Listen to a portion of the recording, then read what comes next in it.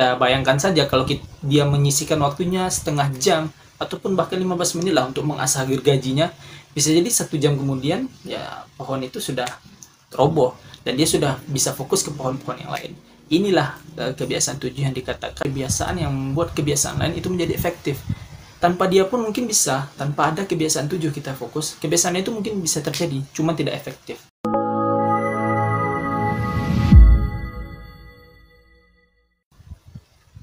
Baik, Assalamualaikum warahmatullahi wabarakatuh. Kembali lagi kita akan coba melanjutkan pembahasan ataupun sharing lah tentang buku 7 kebiasaan manusia yang efektif. 7 kebiasaan orang-orang yang efektif, karangan Stephen R. Covey.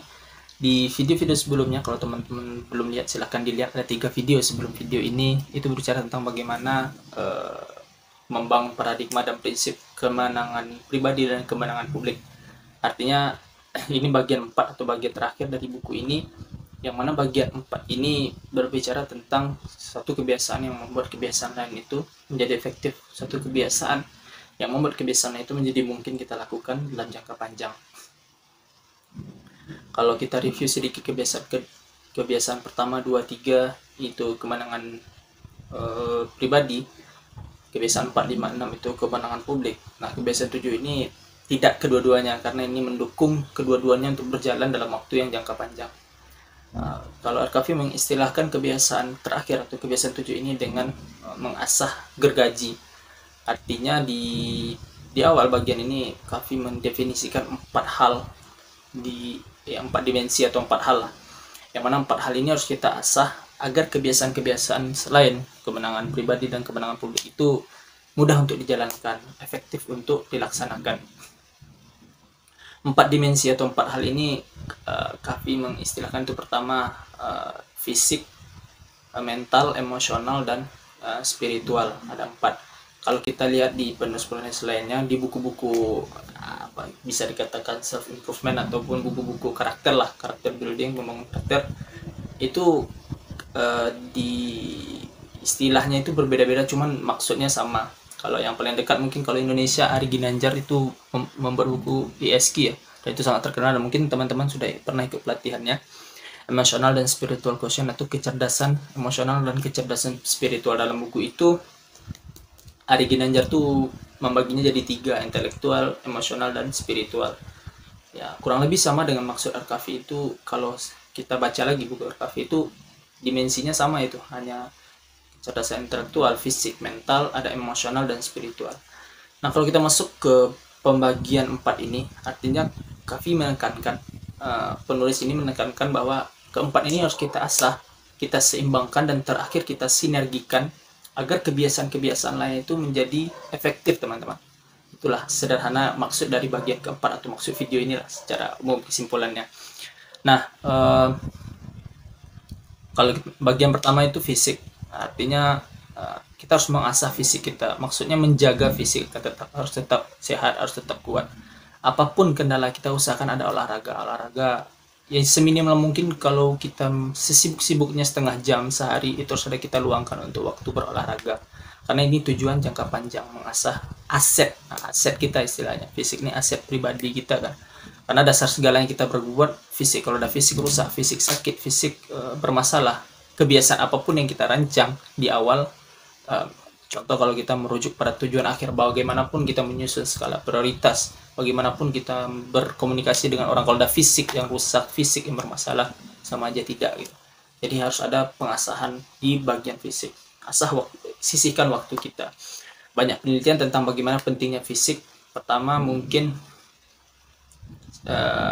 bagaimana kita menjaga pola tidur. Nah, ini yang paling penting dan sangat kita anggap remeh selama ini. Minimal 6 atau 7 jam.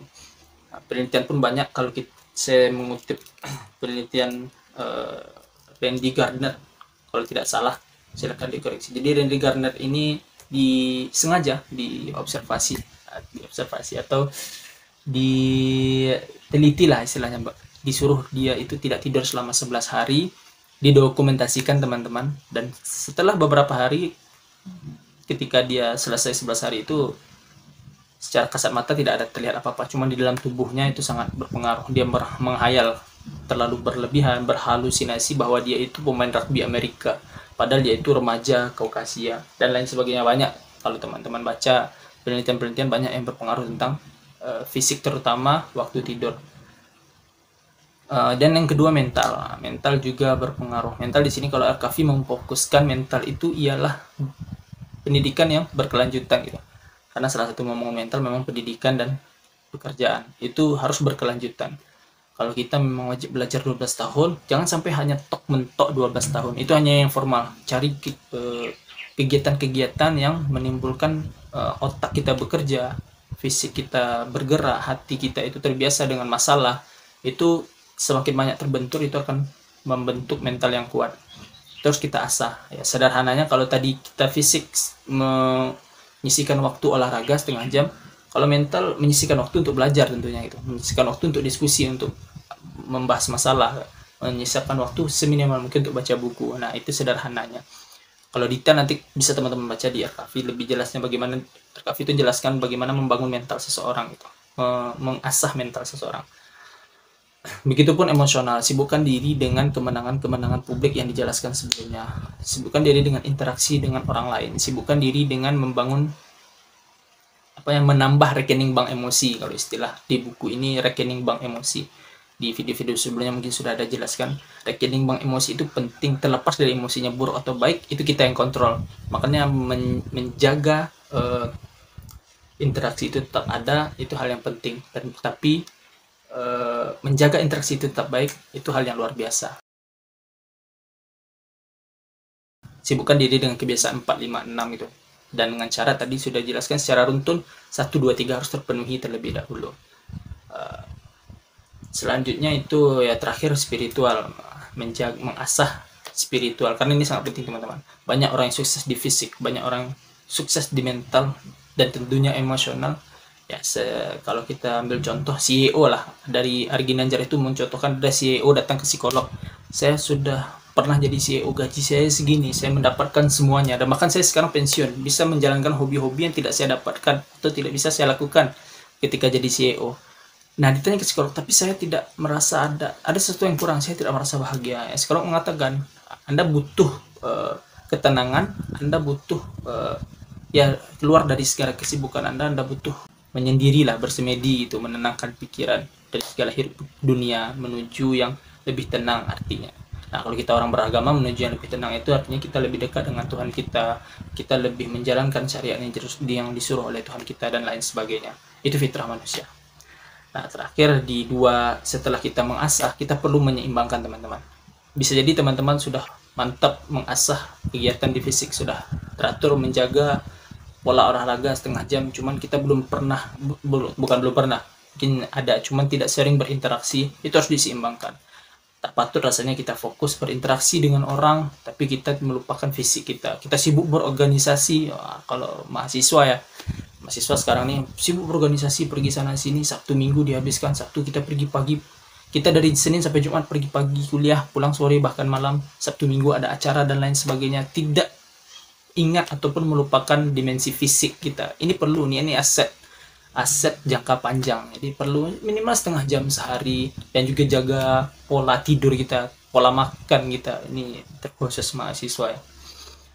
Itu memang perlu dijaga, jangan sampai tidak. Itu arti dari subbab menyeimbangkan dimensi pembaruan, itu istilah dalam buku ini. Sederhananya kita harus menyeimbangkan kecerdasan-kecerdasan kita tadi, emosional, fisik, mental, dan spiritual. Dan tidak arif juga rasanya kita sibuk menenangkan diri kita, bersemedi ataupun menyendiri lah, atau ahli ibadah lah istilah, kita fokus kepada Tuhan kita tapi kita tidak berhubungan dengan manusia yang lain. Itu tidak arif juga rasanya begitu. Hablum minallah wa hablum minannas, kalau kata orang Islam. Tidak cukup dengan hablum minallah saja, kita harus hablum minannas gitu. Itu arti menyeimbangkan dalam buku ini, dan Al-Kahfi mengutip itu juga. Terakhir sinergi, artinya ya menggabungkan semua, karena semua sangat berhubungan. Bagaimana mungkin kita bisa mendapatkan kemenangan di kebiasaan 4. Kebiasaan 4 itu berpikir menang-menang, tapi kita tidak menerapkan kebiasaan 5. Artinya kebiasaan 5 itu kan berusaha mengerti baru dimengerti.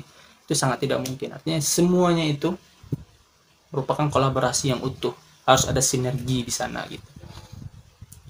Nah, bagian terakhir dari yang terakhir dalam buku ini, kalau kita coba simpulkan, istilah Ar-Kahfi itu spiral ke atas, tapi kalau saya simpulkan sederhana bahasa kita itu konsistensi, teman-teman. Istiqomah, harus ada konsistensi kita menjaga pola makan kita harus tetap konsisten menjaga pola tidur, olahraga setengah jam minimal, kita harus konsisten menjaga waktu kita untuk membaca, belajar ataupun berdiskusi sehari itu, kita harus konsisten tetap berhubungan dengan orang, dan kita harus tetap konsisten ataupun istiqomah menjaga hubungan kita dengan Tuhan, menjaga ketenangan pribadi kita begitu. Itu semua harus ada sinergi dan juga ada konsisten. Saya kutip dari buku Eric Barker gitu ya. Menjadi gorila yang besar itu hebat, tapi tetap menjadi gorila yang besar itu menakjubkan. Kenapa menakjubkan? Karena sulit untuk mempertahankan. Ya, menuju puncak itu mudah, tapi mempertahankannya yang sulit. Itu di mana-mana sudah terkenal ya. Dimanapun teman-teman berada itu akan dijumpai nantinya. Begitupun kalau Rasulullah SAW mengajarkan kul amantu billahi sumastaqim. Kita beriman saja tidak cukup, harus ada kemudian beristiqomahlah. Katakanlah kamu beriman kepada Allah dan beristiqomahlah. Jadi iman tidak cukup, harus ada istiqomah di dalamnya. Banyak kita dengar cerita-cerita orang yang baik dari awal hidupnya, tapi sampai akhirnya berbuat salah, berbuat maksiat, hingga akhirnya mati dalam keadaan yang buruk. Begitu juga orang yang buruk dari awal lahirnya, dia mengerjakan kesalahan-kesalahan, maksiat-maksiat, atau yang paling terkenal kita dengar ceritanya bagaimana dia telah membunuh 100 orang gitu kan. Tapi akhirnya di akhir hayat dia bertobat, dia mati dalam keadaan baik. Apa poinnya? Itu adalah istiqomah. Bagaimana kita menjaga hal-hal yang baik itu tetap baik. Itu teman-teman. Nah, dalam buku ini. Dan terakhir lagi ya. Tapi ini poin penting sih. Analogi yang menarik dalam sebuah kisah penebang pohon. Jadi ada seorang penebang pohon, dia sudah menebang satu pohon besar selama 5 jam mungkin ya, 5 jam. Lalu tiba-tiba ada orang, jadi pohon ini belum roboh, setelah 5 jam dia tebang dengan gergajinya, dia potong, dia apapun lah dengan segala cara, tapi tetap tidak roboh. Sehingga datang orang menyarankan, wahai Pak, kenapa Anda tidak luangkan waktu Anda sekitar setengah jam untuk mengasah gergaji Anda gitu. Bisa jadi 1 jam kemudian itu sudah selesai itu pohon gitu kan, sudah roboh tuh pohon.